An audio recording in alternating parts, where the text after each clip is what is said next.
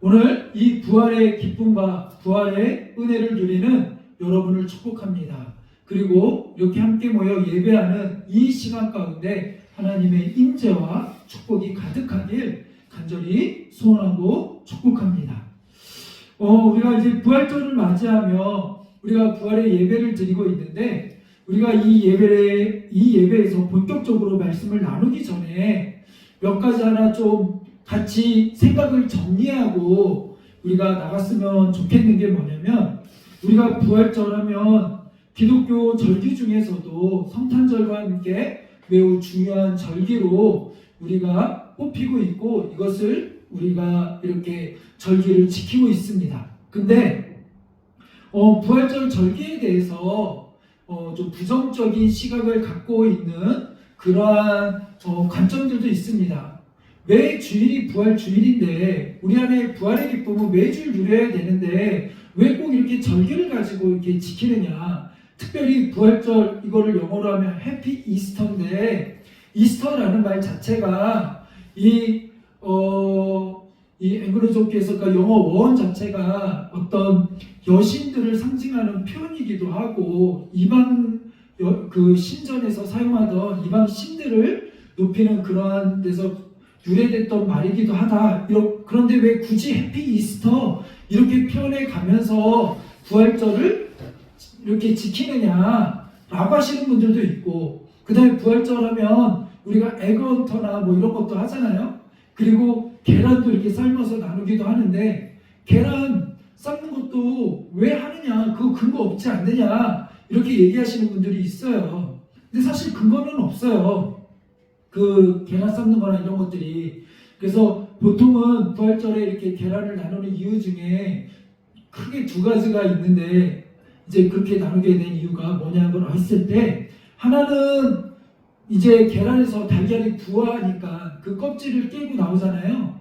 그러니까 그것을 보고 예수님께서 무덤을 깨고 나오시는 그거를 생각하셔서 이제 부활의 의미를 담아서 계란을 나누기도 하고, 옛날에는 이 부활절 전에 사순절, 우리가 40일 동안 우리가 시간을 지내는데 대부분이 그때 뭐 하냐면 금식을 한단 말이에요.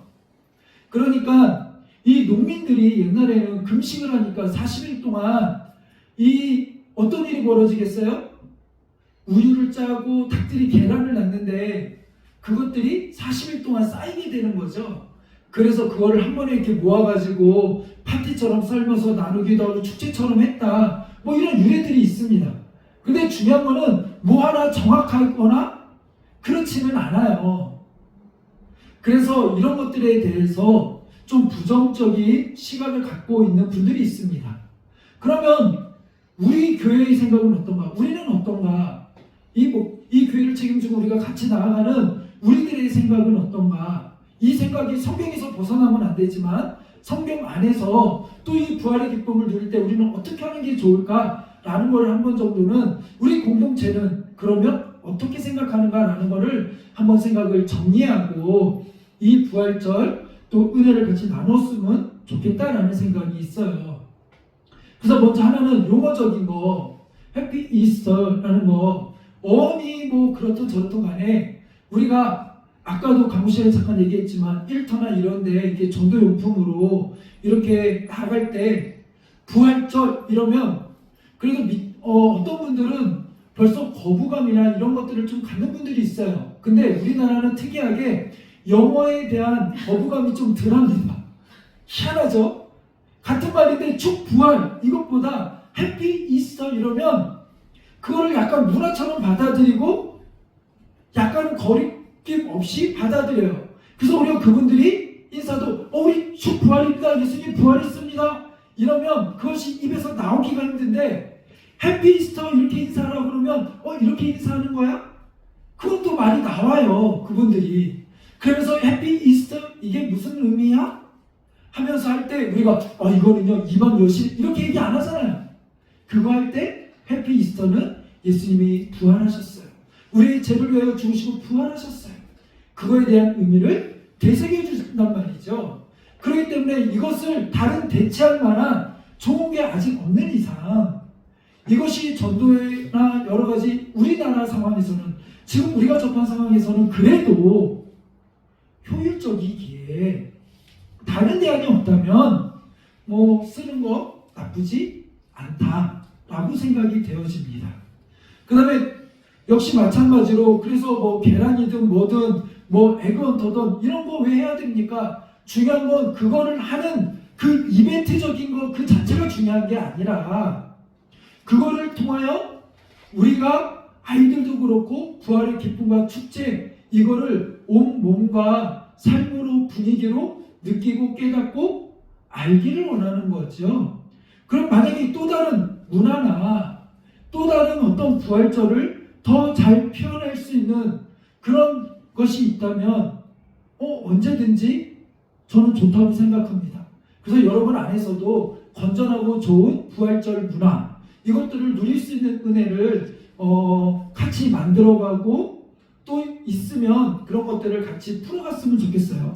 그래서 이번에도 그 전도용으로 나갈 때 보통은 이제 계란 이런 것들을 많이 하는데, 이번에는 저희는 계란이 아니라 그래서 스낵이나 간식이나 거기에 맞춰서, 왜냐면 직장인들은 배고프고 이게 당 떨어지잖아요. 그래서 또 계란 먹으면 또 이렇게 막 여기저기서 또 계란밥 먹기고 이러면 힘드니까, 그런 상황에 맞춰서 중요한 건 그 의미가 잘 전달될 수 있는 게 더 중요한 게 아닌가라는 생각을 갖고 있습니다. 그래서 그렇게 했으면 좋겠고, 절기에 대해서도 이 절기를 왜 자꾸 절기를 왜 자꾸 이게 중요시 여기고 왜 자꾸 절기를 하느냐, 특히 부활절은 왜 주일이 부활의 기쁨인데 라고 했을 때, 제가 여러 번 여러분들에게 예를 들었을 거예요. 우리가 생일을 맞이하면 축하하고 선물을 주고 막 이렇게 파티도 열잖아요. 왜 그렇습니까? 그 아이가 태어남이 축복이고 기쁨이고 감사이고 선물이기 때문에 그렇죠. 하나님이 그 아이를 향한 계획이 있고 그 계획을 이뤄가도록 우리는 격려하고 파티해주고 축하해주는 거 아닙니까? 그러면 생각해보면 생일날 하루만 그렇습니까? 아니죠. 매일이 그 아이에게 그런 삶이 되어야 되고 그런 삶임을 인식하고 축복해줘야 되죠. 맞죠? 생일날 하루만이 아니에요. 매일이 그런 거예요. 근데 그 매일매일 그렇게 해줄 수 없으니까 우리가 생일 하루를 지정해서 그 태어난 날을 기념해서 너의 삶은 이런 거야, 너의 인생은 이런 거야, 이런 삶을 살아야지 라고 하면서 우리가 생일 파티도 하는 거고 기념일을 지키는 거 아니겠습니까? 그와 같이 부활절도 매 주일이 부활의 기쁨이에요. 맞아요. 우리는 매 주일이 부활절과 같이 기쁨으로 우리는 누려야 돼요. 그러나 우리가 매주일 이렇게 에너지를 다 쏟아부으면 좋지만 그렇게 못할 때가 많잖아요. 때로는 그 기쁨을 온전히 못 누릴 때가 많잖아요. 그러니까 우리가 이 하루를 기념해서 그 의미를 다시 한번 되새기는 거죠.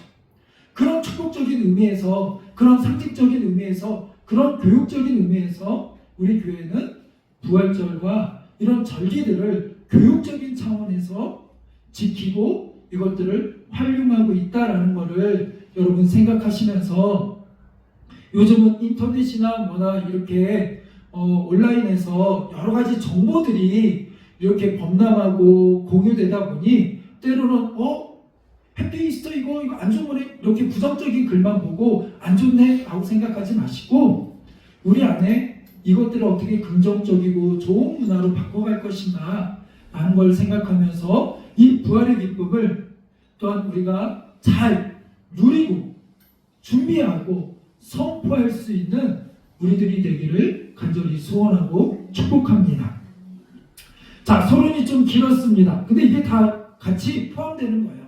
자, 그러면 오늘 본론으로 들어가서 부활절인데, 그러면 이 부활절을 맞이하는 우리의 마음의 자세는 어떠해야 될까요? 부활절은 어떤 날일까요? 예수님이 우리 죄를 위하여 이 땅에 오셔서 우리 죄를 위해 죽으시고 이제는 부활하신, 그것을 기념하고 선포하는 거예요. 그러니까 예수님의 구속사역 중에 매우 중요한 부분 중에 한 부분이 바로 바로 이 부활인 거죠. 예수님의 구속사역, 우리가 죄를 지었고 하나님과의 관계가 깨어지고 멀어졌어요. 이 관계를 화목케 하는, 우리 지난주에도 말씀 나눴었죠. 화목케 하는 역할을 누가 하셨어요? 예수님이. 어떻게 하셨어요? 십자가에 죽으심으로, 그 죄가를 다 치르심으로. 근데 중요한 사실은 뭐냐면 여기서 하나님께서 마침표를 찍지 아니하시고 여기서 끝이 아니라 그 다음에 그 죄의 값은, 죄의 싹은 사망인데 거기서 끝내지 아니하시고 그 다음에 어떤 일을 계획하셨어요? 예수님의 부활을 우리 가운데 허락하셨다라는 거예요. 그 예수님의 부활이 어떤 의미가 있습니까? 오늘 말씀을 보니까 이렇게 이야기합니다. 오늘 말씀을 보면, 자, 12절에 그리스도께서 죽은 자 가운데서 다시 살아나셨다 전파되었거늘 너희 중에서 어떤 사람은 어찌하여 죽은 자 가운데서 부활이 없다느냐. 그러니까 부활을 믿지 않는 이들이 있는 거예요. 그냥 현실적인 이 상황과 이 현재가 끝이지, 무슨 죽음은 끝이지 무슨 부활이 있느냐라고 얘기하는 사람이 있는 거죠. 그런데 성경은 그거에 대하여 뭐라고 이야기합니까? 만일 죽은 자의 부활이 없으면 그리스도가 다시 살아나지 못하셨으리라. 부활은 있다라는 거예요. 그러면서 중요한 말씀을 하십니다. 그리스도께서 만일 다시 살아나지 못하셨으면, 주님의 부활이 없다면 우리가 전파하는 것도 헛것이요 또 너희 믿음도 헛것이다. 이게 무슨 말이에요? 주님의 부활이 없으면 우리가 전파하는 것이 헛것이래요. 지금 우리가 전파하는 게 뭐예요? 바울이 하나님은 우리의 창조주시고 그 하나님이 우리를 향한 계획을 갖고 계신데 우리 안에 죄가 있다는 거 아닙니까? 그 죄를 예수 그리스도가 해결해 주셨고 그 예수님을 믿기만 하면 그 모든 죄를 이제는 용서함 받고 우리는 하나님의 자녀가 되어 하나님의 백성으로 살아가는 은혜를 입었다는 거 아닙니까? 그게 복음의 핵심 아닙니까? 우리가 지은 죄를 스스로 해결할 수 없기 때문에 이 인생 가운데 우리가 짊어져야 될 그 죄의 무게, 그것 때문에 우리 안에 슬픔과 눈물과 고통이 있는 거 아닙니까? 근데 그거를 다 우리는 해결할 수 없다라는 거예요. 감당할 수 없다라는 거예요. 그래서 하나님께서 우리 가운데 그 죄를 해결하기 위하여 구원자 예수 그리스도를 보내주셨어요. 그분을 믿기만 하면 이 복음 아닙니까? 이 전한 복음이 중요하게 어떻게 완성된다는 거예요? 근데 그분이 그걸로 끝나지 않냐고 부활하셨다라는 거예요. 그렇기 때문에 너희 가운데도 부활이 있고 이 세상 여기가 다가 아니고 천국에 대한 소망, 하나님 나라에 대한 소망을 가지고 이제는 기쁨과 감사함과 그 희망을 가지고 기쁨을 가지고 하나님 나라를 소망하며 살아가는 거 아닙니까? 이게 바로 복음의 핵심이에요. 복음은 그냥 죄 해결 끝! 이제 네 맘대로 살아가 아니라 그러기 때문에 하나님 백성답게 하나님의 계획을 가지고 소망을 가지고 이 땅이 전부가 아니라 하나님이 예비하신 그 나라를 향하여 우리에게 하나님이 허락하신 그 하나님의 나라를 이 삶 가운데 품으며 살아가는 하나님의 백성이라는 거죠. 그것이 무엇으로 증거되고 무엇으로 우리 가운데 드러난다고요? 예수님의 부활로. 예수님의 부활로. 그래서 이것이 없으면 복음은 완성될 수 없고 복음은 결국 우리가 지금 전하는 복음은 헛것이 된다는 거예요. 그렇기 때문에 부활은 매우 중요하고 핵심적인 요소이고 우리 안에 중요한 믿음의 고백이 되어야 되는 거죠. 그래서 오늘 본문 20절 우리가 마지막에 읽은 20절과 그 외 19절에 매우 중요한 말씀이 있어요. 뭐라고 얘기하냐면 만일 그리스도 안에서 우리가 바라는 것이 다만 이 세상에 살 뿐이면, 그러니까 이것이 전부이면 모든 사람 가운데 우리가 더욱 불쌍한 자다. 그렇게 얘기하는 거 아닙니까? 그러면서 뭐라고 얘기해요? 그러나 이제 그리스도께서 죽은 자 가운데서 다시 살아나사 잠자는 자들의 첫 열매가 되셨다. 아멘. 잠자는 자들이 첫 열매가 되셨대요. 열매는 뭐예요? 증거 아닙니까? 표징 아닙니까? 그 표징을 보고 우리는 아는 거예요. 우리의 삶 가운데도 부활이 있구나. 우리에게도 부활이 있구나. 이 부활의 기쁨이 우리 안에 허락되었구나. 그러기에 이 부활절이 의미가 있는 거예요. 예수님만 부활하고 끝이면 그것이 우리에게 무슨 의미가 있겠어요? 그러나 예수님의 부활이 왜 우리에게 의미가 있고 이것이 왜 우리에게 기쁨을 허락합니까? 오늘 2000년이 지난 이 시간에도 우리는 왜 모여 이 부활의 기쁨을 선포하고 부활의 기쁨을 전하며 서두에서 그렇게 얘기했듯이 우리는 매일 주일이 이 부활의 기쁨입니다. 선포하며 주일의 기쁨을 누릴 수 있습니까? 왜 누려야 합니까? 예수님의 부활이 나의 부활이기 때문에 그래요. 우리의 삶이기 때문에 그래요. 우리 구원의 완성이기 때문에 그래요. 그렇기 때문에 구원받은 여러분, 복음으로 살아가는 여러분, 복음으로 인하여 하나님의 자녀된 우리들의 삶에 하나의 멋진 열매와 같이 화려한 그 마지막은 뭐예요? 부활이라는 거예요. 그러니 이것을 소망하며 살아가는 우리들에게는 당연히 이것이 무엇이겠습니까? 기쁨인 거죠. 기쁨.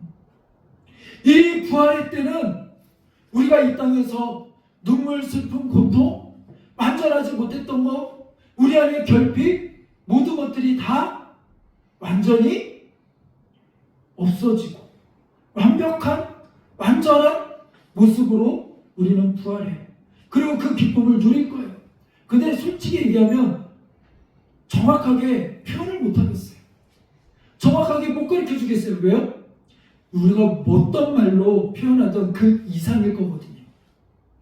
하나님의 나라는 우리가 생각하는 어떤 걸 생각하더라도 그 이상의 우리가 보지도 못하고 느끼지도 못하고 깨닫지도 못했던 그 이상의 좋음일 거거든요.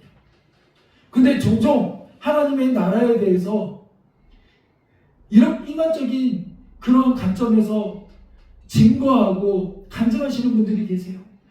내가 이 땅에서 열심히 봉사하고 전도했더니 천국에 갔더니 우리 집은 몇 평짜리 집이더라. 뭐가 깔렸더라. 우리 집은 보석에 에메랄드 막 이런 게 있더라. 근데 저기 누구네 집, 천국에 누구네 집 갔더니 저기 뭐 지붕도 없는 막 이런 거더라. 이런 간증 들어보셨을 거예요. 근데 여러분 생각해 보세요. 그러면 그 천국이 천국입니까?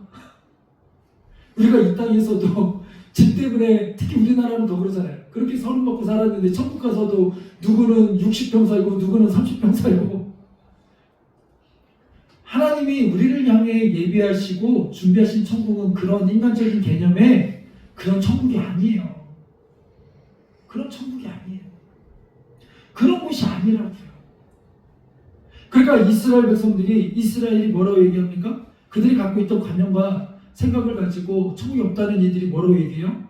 이들의 문화에는 어떤 일이 있었냐면 결혼했는데 그 큰 형이 자식을 못 이렇게 갖고 죽으면 그 대를 잇기 위하여 동생이 그 형수에게 장가드는 그러한 관습과 문화가 있었어요. 그래서 그 대를 이을 수 있도록 그 대를 책임져 주는.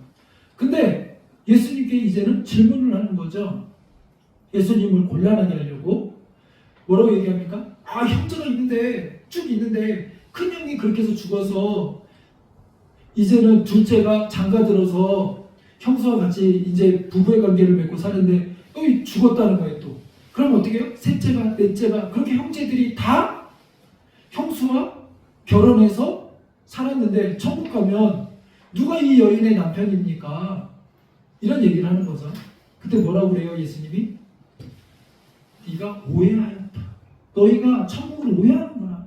그러니까 우리가 사는 이 세상의 관념에서 이 관점을 가지고 우리는 이 세상이 좋은 걸로 가지고 뭔가 천국을 설명하려고 그러고 표현하려고 그러고 하는데 우리 인간의 언어는 한계가 있어요. 우리의 생각은 한계가 있어요. 그래서 그 하나님 예비하신 그 좋은 천국 설명할 길이 없는 거예요.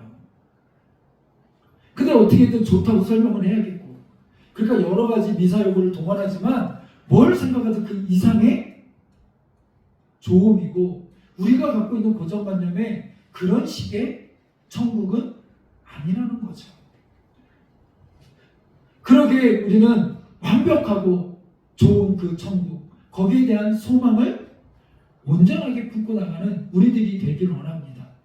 그냥 우리가 생각하는 하여튼 뭘 생각했든 뭘 들었든 그것보다 아주 좋은 그 하나님의 나라, 완전하시고 완벽하신 하나님의 나라, 그곳에는 우리의 모든 슬픔이 변하여 기쁨으로 노래하고 찬양하고 하나님께 나아가는 그곳, 그 은혜를 생각하며 우리 안에 소망을 품고 나가는 여러분이 되길 간절히 소원합니다. 그 하나님은 우리에게 분명히 말씀하신 거예요. 이 부활은, 예수님의 부활은 그냥 짜잔 나 이렇게 능력이 있다, 나 죽음도 나는 어떻게 할 수 없어 하며 예수님을 자랑하기 위한 그런 이벤트가 아니라 예수님의 부활은 오늘 너희를 위한 거야. 야, 내가 너희를 그냥 죄값만 해결하고 쫙 하려고 하면 못하고 그랬겠니? 그 다음에 이게 중요한 거야. 너희와 함께하기 위하여, 내가 너희를 위하여 준비한 이것을 함께 누리기 위하여 내가 이 놀라운 일들을 펼친 거야. 그 하나님의 놀라운 계획, 그 안에 오늘 우리가 있는 거예요. 그리고 그 계획이 바로 뭐예요? 부활의 기쁨으로 누릴 수 있는 거죠. 그러기에 여러분 부활의 소망을 가지시기 바랍니다.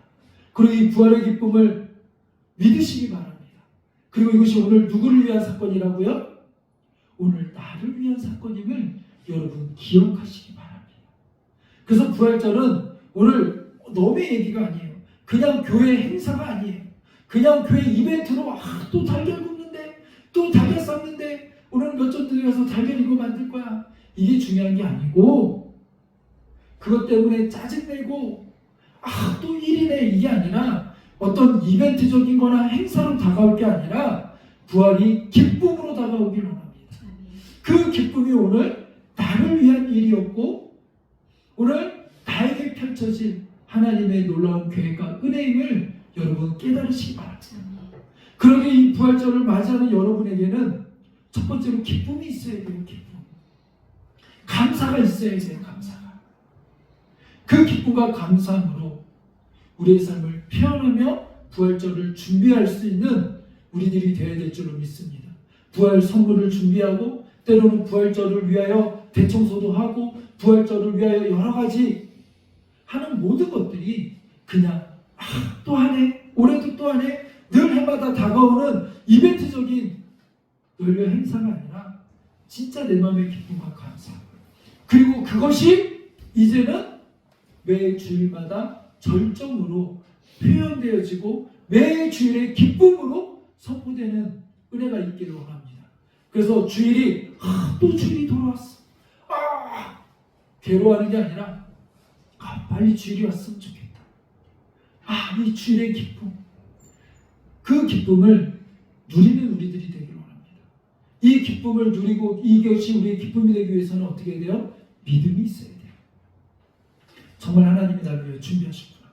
이 부활이 나에게 허락된 은혜이구나. 그것을 믿어야 돼요.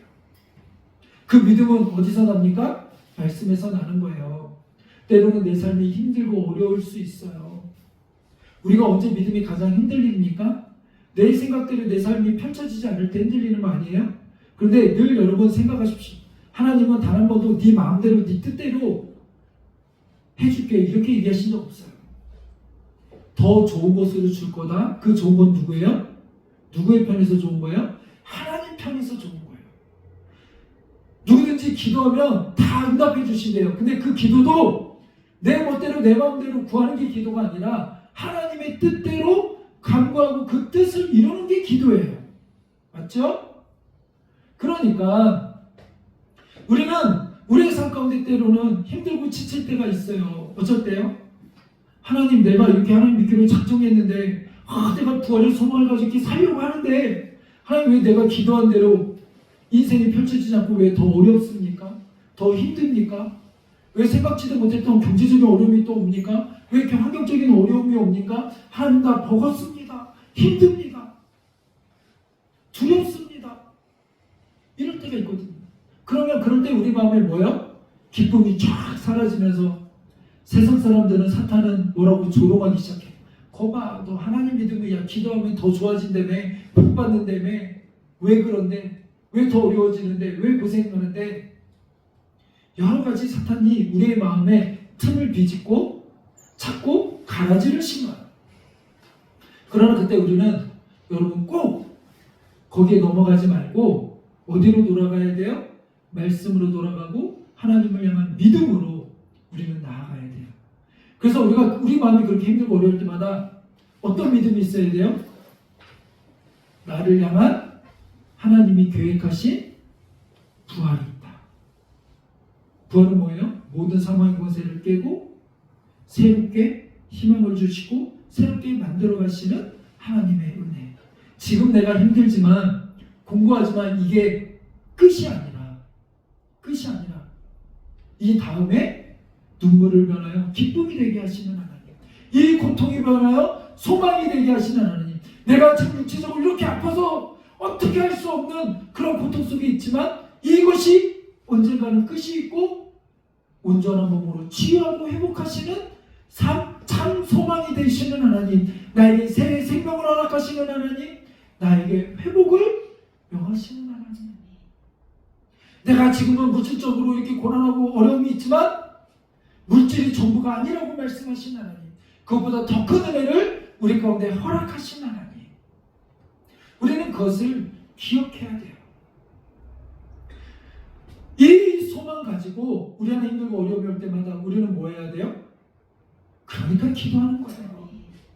하나님, 내가 이렇게 지금 어려움이 있습니다. 힘듦이 있습니다. 세상 사람은 날 향하여 조롱합니다. 거봐도 하나님 믿어도 별 소용없네. 그런 이들에게 보여줘야 되는 거예요. 별 소용없는 게 아니라 이렇게 극심한 상황 속에 있다 할지라도 나는 하나님의 자녀에게 이것도 반전시키시는 하나님의 은혜, 이것도 깨어버리고 다시 나를 일으키시는 하나님의 은혜. 그 징표가 무엇이었습니까? 예수 그리스도의 십자가 아닙니까? 사탄은, 세상은 거봐도 하나님의 아들이라며 이 땅을 구원하러 왔다며, 그러나 십자가에 달려 죽을 때 사탄은 비웃으며 끝났네. 무슨 네가 하나님의 아들이야. 이제 구원은 없어. 끝이야. 예수님을 그렇게 따라다니던 제자들도, 그렇게 예수님께 직접 3년 동안 먹고 마시며 배웠던 제자들도 끝이구나 절망하며 모든 세상이 끝난 것 같았잖아요. 근데 결과는 어떻습니까? 우리는 너무나 잘 알잖아요. 모두가 끝났다고 할 때 끝이 아니요. 주님은 그 어둠의 권세를 깨어버리고 사망의 권세를 깨어버리고 그 악을 골짜기, 아무런 소망이 없는 그곳을 소망의 골짜기로 바꾸셨잖아요. 희망의 골짜기로 바꾸셨잖아요. 그와 같이 우리에게, 이제는 제자들에게 찾아오셔서 아무런 소망 없이 고향으로 돌아가는 제자들을 향하여 다시 그들을 불러일으키시고 그들에게 사명을 주시고 그들을 통하여 이제는 하나님 나라를 이루어 가시고 오늘 이 땅에 우리까지 그 복음을 받아 누리는 은혜가 펼쳐지게 하셨잖아요. 오늘도 하나님은 동일합니다. 우리의 상황을 보면, 우리의 형편을 보면 아무것도 할 수 없는 것 같고 때로는 절망 가운데 있는 것 같지만 하나님은 그렇지 않아요. 오늘 우리를 향한 분명한 계획이 있으시고 우리를 향한 뜻이 있으시고 그걸 통하여 역사를 이루어 가실 거예요. 아무리 생각해봐도 그 뜻을 이룰 만한 돈도 없고 상황도 없고 형편도 안 되고 불가능한 것 같아요. 그죠? 근데 뭐 성경을 읽어보세요. 그럴만해서 성령의 역사가 일어났나요? 결국 하시는 건 누가 하세요? 하나님이 하시는 거예요. 이들도 오늘 고린도전서의 말씀을 보면 왜 죽음이 끝이고 부활이 없다라고 사람들은 이야기합니까? 자신들의 생각과 상황으로는 불가능하거든요. 근데 이게 어떻게 가능합니까? 하나님의 능력으로 되는 거예요. 하나님의 말씀으로 되는 거예요. 하나님이 하시면 되는 거예요. 그 하나님의 능력이 죽은 예수 그리스도를 다시 살게 하셨고 그 능력이 오늘 하나님의 백성인 우리들에게 임해서 우리들의 삶을 절망 가운데 있는 우리들의 삶을 다시 살게 하실 거예요. 이 땅 가운데 죽어가는 영혼들을 향하여 다시 복음이 선포되어지고 그 영이 살게 하는 은혜를 주실 거예요. 그 역사들을 보게 하실 거예요. 내가 하는 거 아니에요. 전도도 제일 어려운 게 뭐예요? 내가 이거 이야기하면 저 사람이 믿을까? 그거는 내가 할 일 아니에요. 누가요? 하나님이 하신 일이고, 우리가 할 일은 뭐예요? 때를 얻든지 못 얻든지 어떠한 방법으로든지 전하고 선포하고 가르치는 거예요. 그럼 나머지는 누가 한다고요? 하나님이 하신다고요. 그것을 믿는 믿음, 그 믿음을 가지고 나아가는 거예요. 그래서 여러분 힘들고 어려울 때마다 내 뜻대로 되지 않는다고 할 때 이 부활의 이 믿음, 모든 것을 반전시키시는 역설의 은혜, 이것을 기억하시며 믿음으로 선포하며 나가는 우리들이 되어야 될 줄로 믿습니다. 그래서 부활절을 맞이하는 우리들의 자세는 이 부활의 기쁨은, 이 부활은 오늘 나를 위한 사건이에요. 2000년 전에 끝난 이벤트가 아니라 오늘도 동일하게 우리 가운데 펼쳐지고 있는 은혜임을 기억하시기 바랍니다. 그러기에 우리에게 소망이 있는 거예요. 힘들고 어려울 때마다 믿음으로 이겨내시기 바랍니다. 이게 끝이 아니라 하나님은 역설의 은혜를 여러분의 삶 가운데 펼쳐가실 거예요. 하나님은 분명 여러분의 삶을 더 좋은 것으로 인도하여 주실 거예요. 초대교회 성도들은 그 소망을 가지고 살아갔고, 그 소망을 가지고 온갖 모든 핍박과 어려움을 견뎌내고 이겨내고 이 천국 소망을 가지고 복음의 역사를 이루었습니다. 오늘 우리도 이 시대를 살아갈 때 어떤 걸 바라보더라도 희망이 없어요. 소망이 없는 것 같아요. 경제적으로도 환경적으로도 미래를 바라봐도 이 나라의 경제, 사회, 문화, 뭐 어떤 정치, 어떤 걸 봐도 소망이 없는 것 같아요. 어디 하나 마음들 곳이 없어요. 그러나 우리에게 은혜인 것은 그 마음들 곳이 있어요. 어디예요? 하나님께. 그 부활의 은혜를 누리며 선포하며 바라보며 믿음으로 이제는 어떻게 해요? 바라보며. 그래서 이 부활절을 맞이하는 우리의 자세는 첫 번째는 뭐라고 그랬어요? 기뻐하며. 그죠? 감사와 기쁨으로. 이것이 오늘 나를 위한. 두 번째는 상황이 아니라 소망하며 믿음으로 바라보며 나아가는 우리들이 되기를 원합니다. 오늘 현실이 아니라 그보다 더 뒤에 더 큰 소망을 가지고 이제는 선포하며 믿음으로 나아가는 우리들이 되길 간절히 소원합니다. 우리 시간 기도하기 원합니다.